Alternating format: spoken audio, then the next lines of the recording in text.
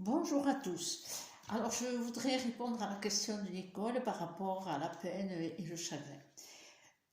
Donc, je vous explique, c'est juste ma perception, compréhension au fur et à mesure des années à servir la lumière et à me retrouver confrontée à des situations plus ou moins émotionnelles, bien sûr, les miennes ou celles des gens que j'aide, et aussi dans l'entourage des gens que j'aide.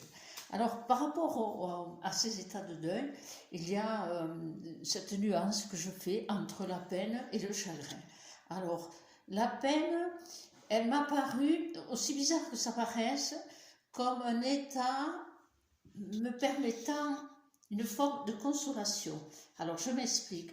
La peine est là, elle est dans un mouvement où la tristesse, comme je vous ai expliqué, elle monte et descend, on la ressent par vagues, la peine est là, elle s'exprime à l'instant où, par exemple, on fait un repas de famille, un Noël, un anniversaire, une fête des mères, et l'absent.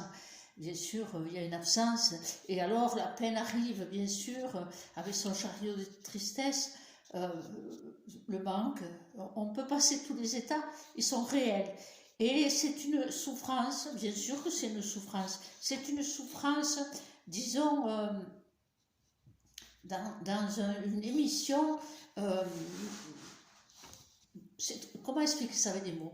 La peine, c'est comme si petit à petit, cette peine qui est là, qui s'exprime à tous les virages, des instants joyeux justement, eh bien elle remonte, elle fait surface, elle entraîne sa vague de tristesse, et petit à petit, il y a une espèce de, j'ai ressenti cela comme ça, une espèce d'accoutumance peut-être, oui peut-être, d'accoutumance, mais euh, c'est devenu presque comme une amie. Euh, si on ne l'a pas, c'est impossible de ne pas l'avoir.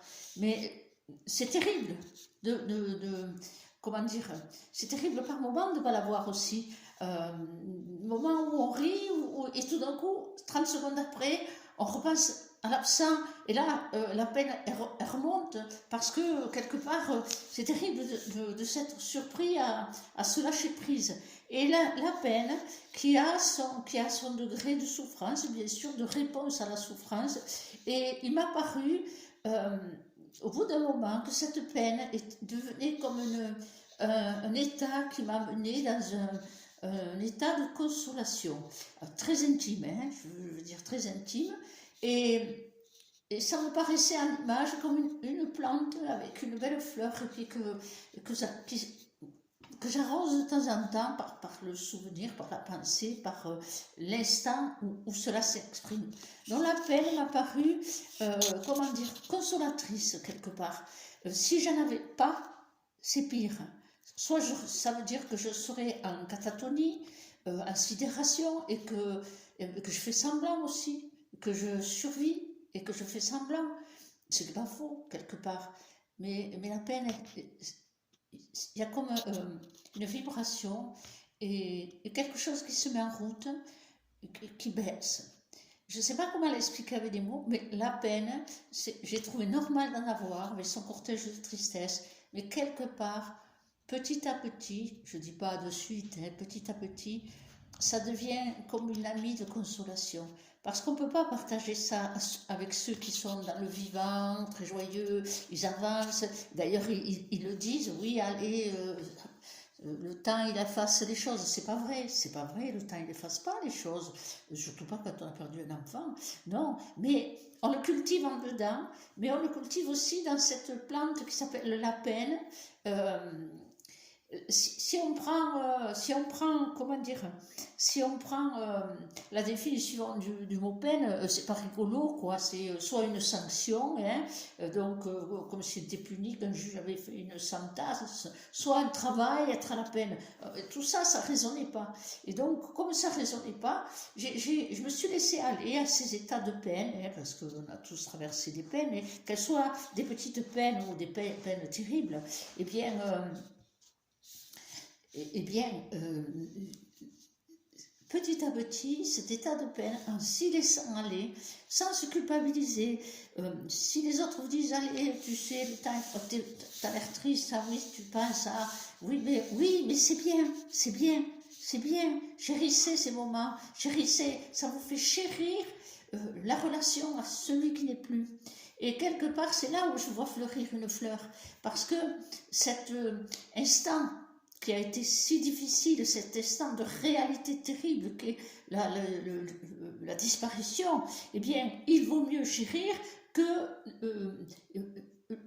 nier, qu'un déni. Et ça, c'est quelque chose de très subtil. Eh bien, moi, je l'ai rencontré comme ça à l'intérieur de moi. Le mot peine, dans le sens punition, ça me châtiment, je ne voyais pas pourquoi.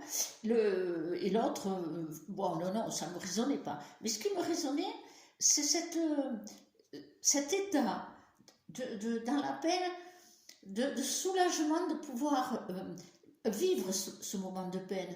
Comme si je chérissais, oui, je chérissais cet instant où je me retrouvais dans une espèce de lien avec l'autre.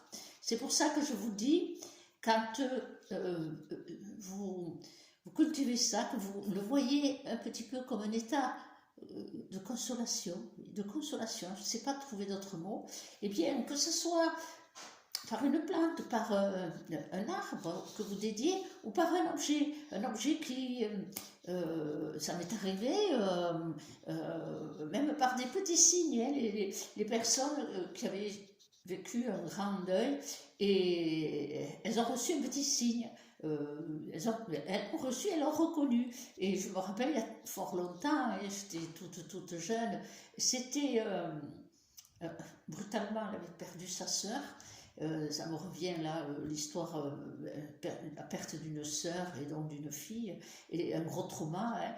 Et quand on avait parlé, je lui avais dit, mais de toute manière,